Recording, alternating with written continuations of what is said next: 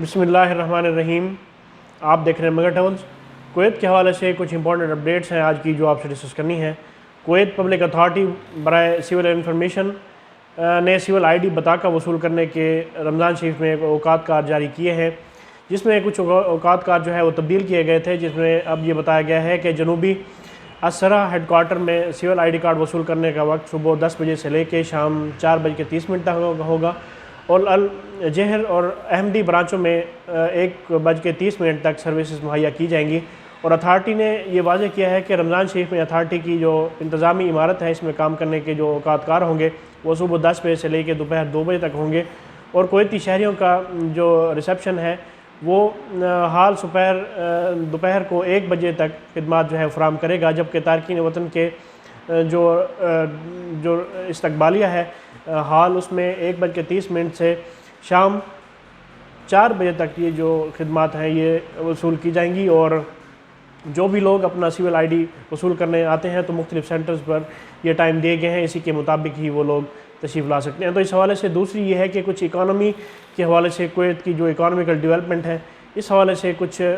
جو اس سال کا ڈیٹا ہے وہ شیئر کیا گیا ہے، جس میں بتایا گیا ہے کہ سال 2020 کی معاشی کارکردگی کے لحاظ سے مشن 2020 میں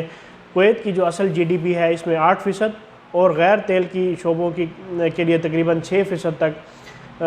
یہ کیا گیا ہے، اور کم ان کا تخمینہ لگایا گیا تھا، اور اس سے مقابلے میں پچھلے سال مجموعی بجٹ کا جو توازن ہے وہ نمایاں طور پر صحیح نہیں رہا۔ اور انہوں نے بتایا ہے کہ اگلا مشن جو کہ 2021 کا ہوگا، اس میں متدریج بحالی کی توقع کی جا سکتی ہے، کیونکہ ویکسینیشن مہم کی تکمیل کے بعد حالات میں مزید بہتری کی جائے گی، اور غیر یقینی صورتحال کا ایک بڑا معاملہ جو ہے وہ کئی وجوہات پر توقعات سے گھرا ہوا ہے، جس میں کرونا وائرس کا تسلسل اور اس کے ساتھ باقی جو وجوہات ہیں شامل ہیں، اور اس میں کویت کی جو اکانومی ہے اس میں کافی زیادہ افیکٹ ہوا ہے۔ کویت کے جو مرکزی بینک ہے، اس نے کویت میں IMF کے ماہرین کے مشن کے خاتمے کا اعلان کیا ہے، جو رواں سال